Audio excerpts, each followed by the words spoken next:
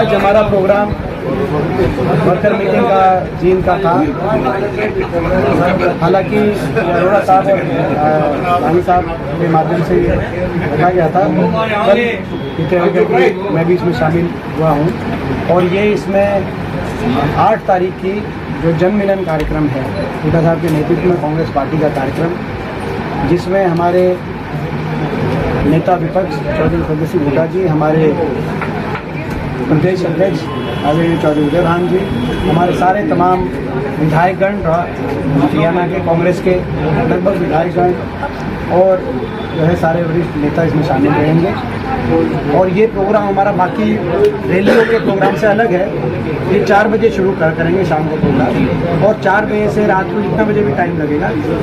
शुरू में हुड्डा साहब एक बार अपना संदेश देंगे और उसके बाद जो स्पीच का प्रोग्राम दिए, इसमें अलग अलग वर्गों के प्रतिनिधि, अलग अलग है अपना एसोसिएशंस, यूनियंस, मनरेगा यूनियन, किसान यूनियन, व्यापार मंडल, जिनकी जो अलग अलग जो अपना कहते हैं RWA, सरपंच, सारे अलग अलग पंचायत, टोल कमेटियाँ, इस तरह के अलग अलग जो है वो इसमें आएंगे, अपनी बात भी रखेंगे, हुड्डा साहब का सम्मान करेंगे, हुड्डा साहब उनका सम्मान करेंगे और एक कई घंटे तक लगातार ही एक मिलन का कार्यक्रम ये चलेगा।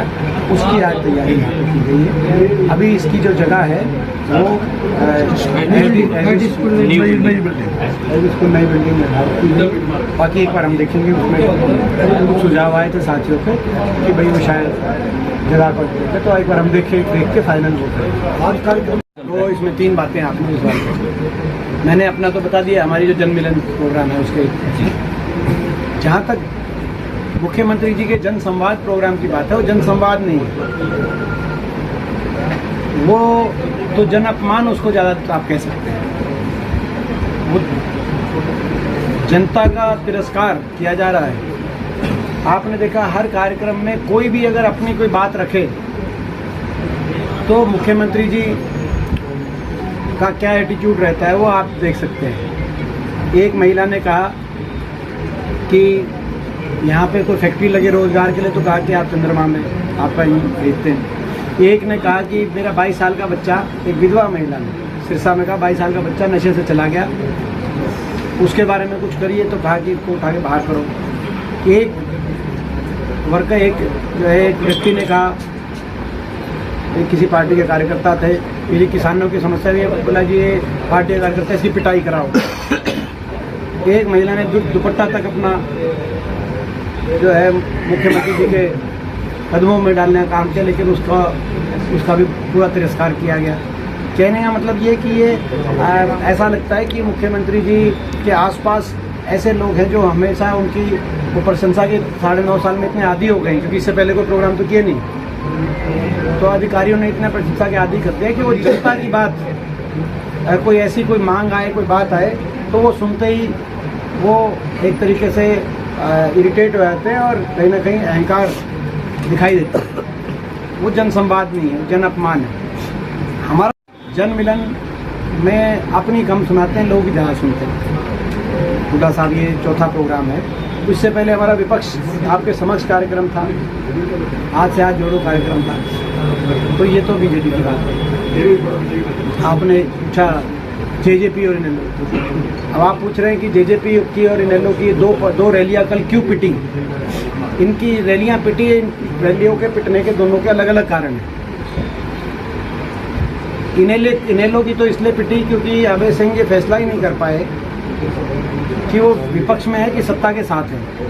2014 में उनको मुख्य विपक्षी पार्टी का रोल दिया गया था, लेकिन वो लगातार 5 साल खट्टर सरकार के खिलाफ नहीं बोले, उनके साथ मिलके चले और केवल हुड्डा साहब को निशाने में लिया उन्होंने। वो 19 सीटों से 1 सीट पे आ गए और 1 सीट के आने के बाद तुरंत उन्होंने कहा कि हम हुड्डा साहब के नेतृत्व में हम समर्थन नहीं देंगे, हम बीजेपी के लिए तैयार हैं। वो तो पहले जेजेपी पहुंच गई, उनकी बात दब गई। उसके बाद मगर राज्यसभा के इलेक्शन में भी उन्होंने बीजेपी की वोट दी। कभी और मौका आता है, राष्ट्रपति उपराष्ट्रपति बीजेपी की वोट देते हैं। इस पार्टी ने हमेशा अपने इतिहास में कभी भी मौका मिला बीजेपी के साथ मिलके सत्ता का सुख भोगने का, इसका इतिहास रहा। कल आपकी रैली पिटी, जेजेपी की क्यों पिटी उसका अलग कारण है।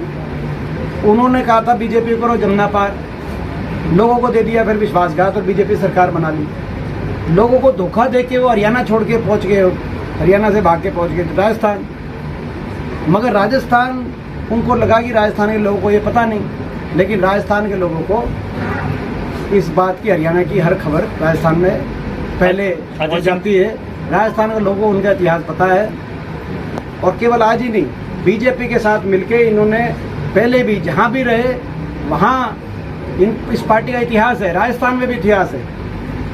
राजस्थान में जब ये कांग्रेस के खिलाफ एक फ्रंट बना पूरी अपनी हुई, तो नाथुराम मिर्जा जी जब जनता दल के, उनकी बजाय बीजेपी में भैरव सिंह शेखावत को जाके इन्होंने वहाँ पहले ये कर चुके। उस तरह कुछ तो इस तरह के जो है धोखे की खबर राजस्थान में पहुँच गई थी पहले, इसीलिए उनकी रैली इसलिए पिटी। वो ना राजस्थान के रहे ना हरियाणा के, और ये जो इनेलो है ना ये बीजेपी के ना ये अजय सिंह। राजस्थान के लोगों को पहले खबर पहुंच चुकी है कि ये विश्वासघात का पर्यायवाची बन चुकी है पार्टी। ये एक ऐसी पार्टी निकली जिसने विश्वासघात का कीर्तिमान स्थापित किया। पहले अपने वोटर के साथ विश्वासघात किया, कहा बीजेपी को जमुना पार, बनाई बीजेपी की सरकार। फिर बड़े बुजुर्गों के साथ विश्वासघात किया, कहा 5100 की बुढ़ापा पेंशन, बाद में मुकर गए। फिर किसान आंदोलन में किसान के साथ विश्वासघात किया, बोला ये बिल तो वापस होने का कोई प्रावधान ही नहीं है, फिर भी प्रधानमंत्री जी ने वापस कर दिए। फिर खिलाड़ी आंदोलन में खिलाड़ियों के साथ विश्वासघात, बोला कि भाई इसको ब्रिजभूषण को पता नहीं क्या क्या बोला। तो कहने का मतलब कोई ऐसा वर्ग नहीं जिसको इसने विश्वासघात जेजेपी ने ना दिया हो। एक कानपुर में, क्योंकि मेरी यूपी में ड्यूटी लगती है, प्रियंका जी ने इस बार वहाँ कानपुर में एक बहुत मशहूर दुकान है, लड्डू की दुकान है, मिठाई की दुकान है, उसका नाम है ठग्गू के लड्डू। उसके लाइन लिखी हुई है, ऐसा कोई सगा नहीं जिसको हमने ठगा नहीं। ये जेजेपी पार्टी उसकी फ्रेंचाइज लेके हरियाणा में आई थी। और इससे पहले मैं इन्होंने अपनी स्वयं की पार्टी के साथ और परिवार के साथ किया, उस बात पे मैं नहीं जाना चाहता, वो इनका अंदर का मामला है। तो हरियाणा में तो फ्रेंचाइज फेल होगी, वो फ्रेंचाइज की दुकान लेके वो राजस्थान में गए पहुंचे, मगर राजस्थान के लोगों ने उस फ्रेंचाइज की दुकान। देखो इसमें दोनों प्रश्न अलग अलग हैं मगर उत्तर एक है, और उसका जवाब ये है कि हरियाणा में लोगों की जो जन भावना है उसका सबको पता चल चुका है। और जो जन भावना है वो ये है कि हुड्डा साहब के नेतृत्व में चौधरी उदय भान जी की अध्यक्षता में कांग्रेस पार्टी बड़े बहुमत से हरियाणा में सरकार बनाने जा रही है। अब जो मैंने यहाँ का कार्यकर्ता मीटिंग में, अब लोग उस जन भावना की रुखाल में है।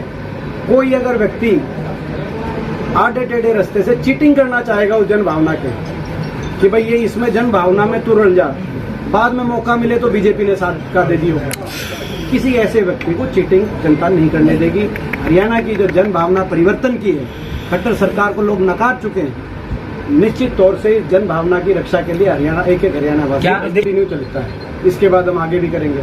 और यही नहीं, जो हिसार में अभी हमारी रिकॉर्ड तोड़ विपक्ष आपके समक्ष हुआ था, उसमें भी उचाना हल्का तो पूरा हिसार लोकसभा में था, तो वो जींद का पार्ट है, और कुछ नरवाना भी, क्योंकि नरवाना वाले जो थे वो सिरसा लोकसभा की बजाय हिसार उनका कन्वीनर था, तो वो क्षेत्र में। तो ये तो लगातार कार्यक्रम हमारे चलते रहेंगे। मगर इसमें अब ये जो जनमिलन कार्यक्रम चल रहे हैं, इसके जो स्वरूप के बारे में जैसे बताया गया कि भाई हर अलग अलग जो रिप्रेजेंटेशंस हैं वो लेकर आने वाले समय में किस रूप से कांग्रेस पार्टी उनकी बात समझे और क्या आश्वासन दे जिला स्तर पे, अपना क्या कार्यक्रम बनाए। जब कांग्रेस सरकार बने तो जिला स्तर पे किस रूप से, तो उस रूप पे हम हर डिस्ट्रिक्ट के अंदर प्रोग्राम कर रहे हैं। ये अभी पिछले हफ्ते करनाल में था, और मेरा मानना है कि शायद जींद के आगे वो हुड्डा साहब भी घोषित करेंगे जो अगला जो जिला है, लेकिन एक जींद के आगे आपने विधानसभा क्या कहना आपका? दुख की बात है, आज मैंने ये बात कही, ये भी कही। मैं पूछना चाहता हूँ कि जब हमारी देश की बेटियां जो ओलंपिक में मेडल लेके आई, उनको दिल्ली की सड़कों पे घसीटा जा रहा था। जब वो हरिद्वार अपना मेडल को अपने गंगा में बहाने के लिए पहुंची तो बीजेपी के किसी एक मंत्री ने, हरियाणा के मुख्यमंत्री से लेकर और केंद्र के हर केंद्रीय मंत्री से लेकर बीजेपी के एक सांसद, एक विधायक, किसी एक पदाधिकारी ने भी ये नहीं कहा कि इनको आप ठहरे रखें, आपके साथ न्याय होगा, इन मेडलों को आप मत बहाएं। तो यानी कि कहीं ना कहीं वो मेडल भी जो है बीजेपी को पसंद नहीं थे। क्या ये समझा जाए? ये बात ठीक है कि इन लोगों ने मेरे को निशाने पे लिया, सारी बीजेपी ने कहा कि भाई जो है उस आंदोलन के पीछे मेरा नाम बताने का काम किया गया। वो अपनी जेब मिटा रहे थे, क्योंकि हमारा तो काम कहीं भी अगर किसी भी वर्ग के साथ अन्याय होगा तो हम तो आज आके खड़े होंगे। क्या इस हमारे प्रजातांत्रिक अधिकार से भी कोई वंचित रख सकता है? लेकिन दुख की बात यह है कि क्या, मैं सवाल से पूछना चाहता हूँ कि क्या भाजपा के अंदर लोगों की अंतरात्मा, जो बीजेपी के सारे विधायक मंत्री हैं, उनकी अंतरात्मा नहीं जागी?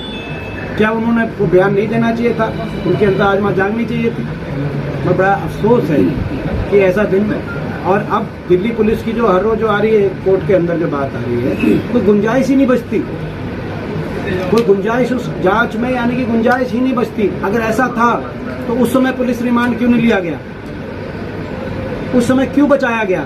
क्यों हमारी बेटियों को घसीटा जा रहा था? जब दिल्ली पुलिस की जांच की रिपोर्ट ये कहती है। अब तो जब मुकदमा चलेगा तो क्या है? तो यानी कि अन्याय हुआ है इस देश में। ऐसा अन्याय केवल खिलाड़ियों के साथ ही नहीं है, ये केवल हमारी बेटियों के साथ ही नहीं है, हर देशवासी के लिए। भारतवर्ष में ये संस्कृति है कि अपने दुश्मन की बहन बेटी को भी अपनी बहन बेटी मान के उसको दी जाती है। भारतवर्ष की संस्कृति है। भारत देश का नाम लेने और उसके संस्कृति पे राजनीति करने वालों की उस समय अंतरात्मा कहाँ चली गई थी? मैं पूछना चाहता हूँ। देखो, जहाँ तक जो है